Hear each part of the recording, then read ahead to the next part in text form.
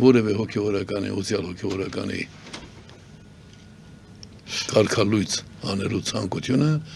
դատապարտված է ձախողման, իսկ այդ քայլը անելու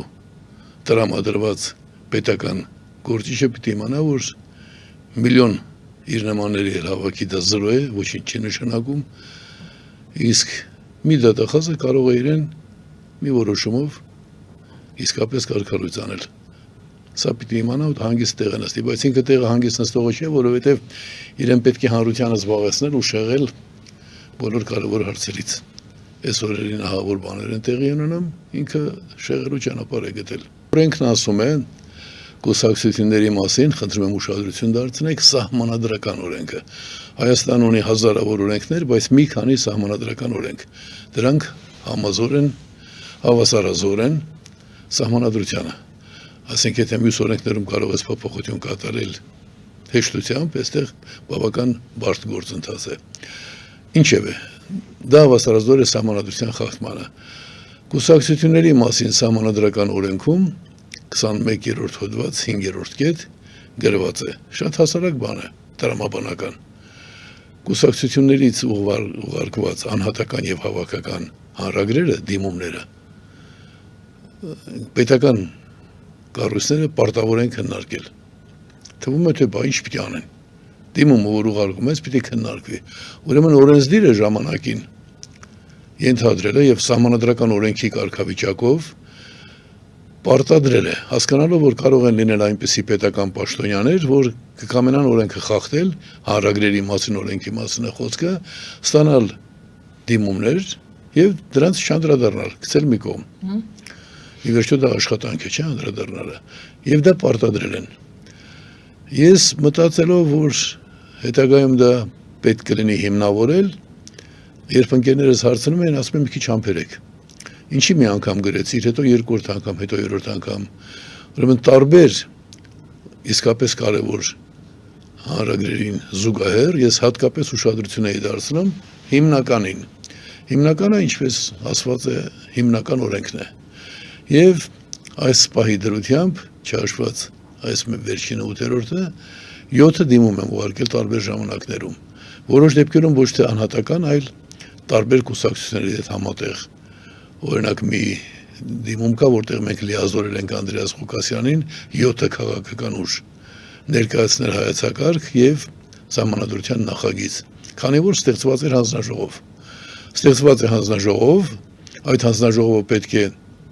աշխատի հրապարակավ ըստ նորմատիվ ակտի։ Նորմատիվ ակտն էլ որպեսզի մեր կապարանոց չլինի, որովհետև վարչապետը շատ նորմատիվ ակտեր է ունենում, կամ կառավարությունը 2020 թվականի փետրվարի 12-ին ընդունված նորմատիվ ակտում պահանջ է ներկայացված աշխատել հրապարակավ։ Իսկ այն, որ բոլոր այլ ընտրանքները պետք է քննարկվեն, արդեն տրամաբանական խնդիր է։ Դրա համար է հանձնաժողովը ստեղծվում,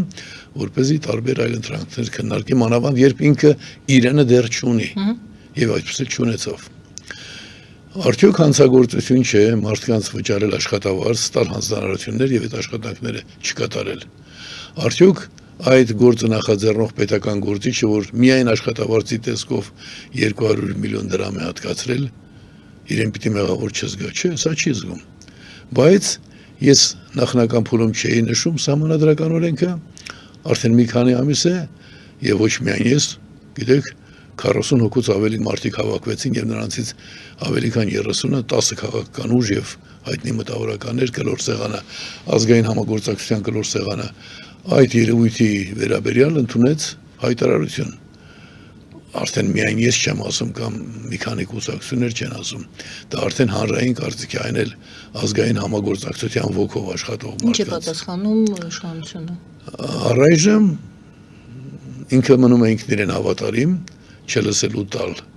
այնինչ իսկապես առարկայական է եւ վերաբերում է իր խախտումներին, բայց սա մեզ չի տխրեցնում։ Ուրեմն բացի այդ ֆինանսական վնասը, նախ ինչ հանցագործություն է անմիջականորեն կատարվել։ Երբ պետական պաշտոնյան չի կատարում օրենքի պահանջը,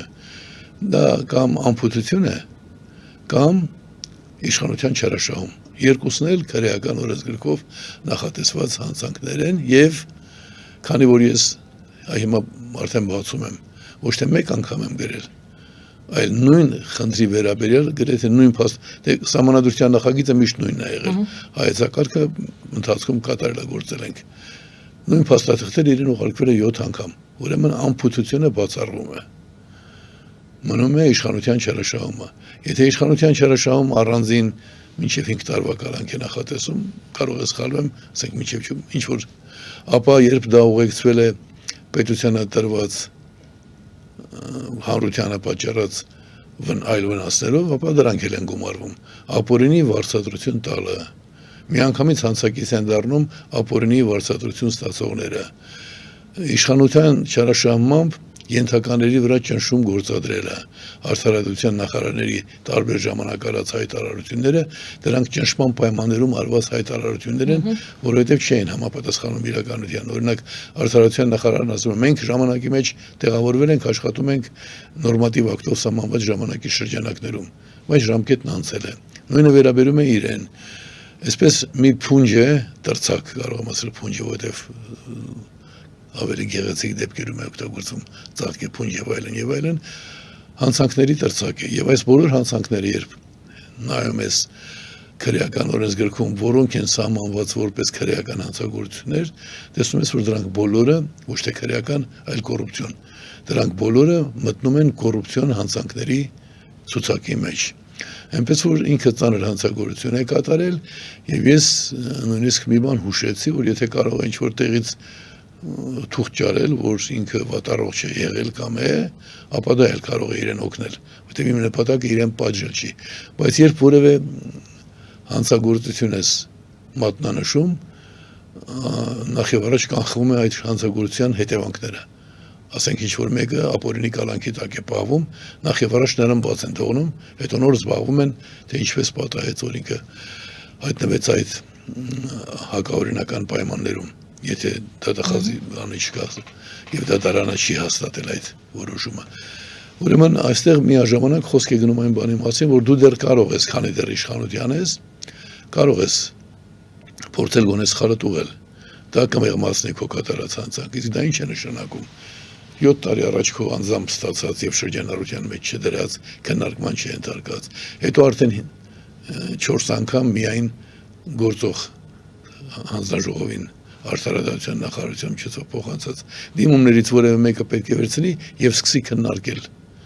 Այդ քննարկումը ինչ է իրենց համար սարսափելի։ Մոտավորապես 10,000 մարդու հետ եմ խոսել այս թեմայով անմիջականորեն, նաեւ դահլիճներ, եւ միայն մի դեպք եղել։ Ընդամենը մեկ մարդ է առարկել։ Այն էլ տեսել եմ, որ ինքը պարզապես չի հասկանում, չգիտի, մասնագետ չէ, մասնագետ է, շատ լավ մասնագետ է այլ ոլորտում, գնահատում եմ իր մասնագիտացած լինելը, բայց այս հարցից ոչինչ չի հասկանում, որովհետև օրինակ ինքը չգիտի, որ սահմանադրության հիմքում մարդկանց իրավահավասարության սկզբունքն է, մարդկանց իրավահավասարության, իր կարծիքով պետք է պատգամավորները իրավահավասար լինեն, որը հակասում է քաղաքացիների, շատ հաճախ քաղաքացիների իրավահավասարությանը, որովհետև եթե պատգամավորները համամասնական ընտրականով ընտրված չեն, այդ դեպքում նրանց ստացած ձայների քանակը կարող է տարբեր լինել, իսկ եթե տարբեր քանակի ձայներ են ստացել, բայց ունեն խորհրդարանում հավասար ձայներ, դա նշանակում է այդ ձայներ տվողները իրավահավասար չեն։ Պատկերավոր լինելու համար մարդկանց բացատրեմ, եթե մեկը ստացել է 1000 ձայն, մյուս պատգամավորը ստացել է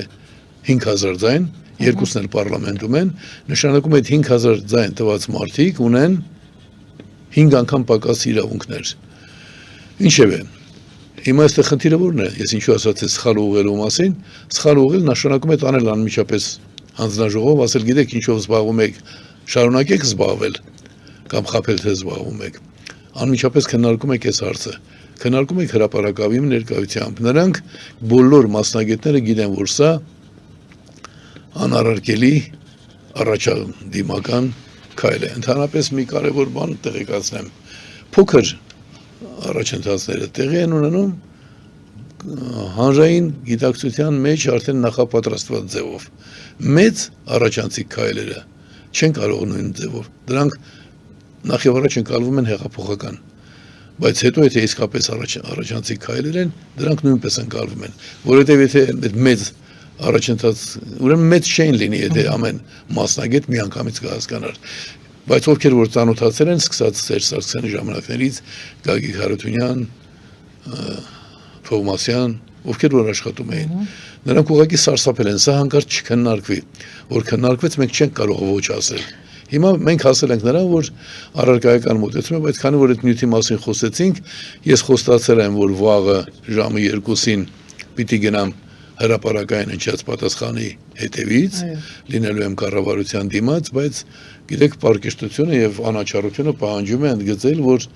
ես գրավոր չեմ ուղարկել, ես հրապարակային եմ հայտարարել, այստեղ շատ հանգիստ կարող են ասել,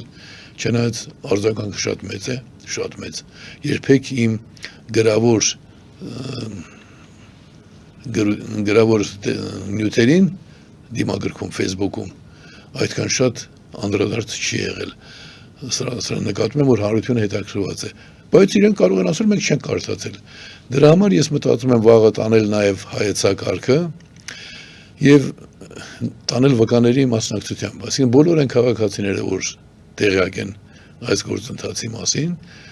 եւ ժամանակ ունեն, կարող են գալ լինել վկա։ Ցույցի տեսքով։ Չէ, հենց պարզ վկա։ Չէ, որտեղ եք, ոնց եք։ Կառավարության դիմաց ժամը 2-ին ես լինեմ այնտեղ։ Դուք չեք մտնելու, դուք չեք ինչ-որ պայմանավորվել, որ գնաք եւ։ Չէ, իրենց հետ պայմանավոր, այսինքն տեղեկացրել եմ, չեմ պայմանավորվել, գիտեք, գող սիրտը դող, սարսափում են։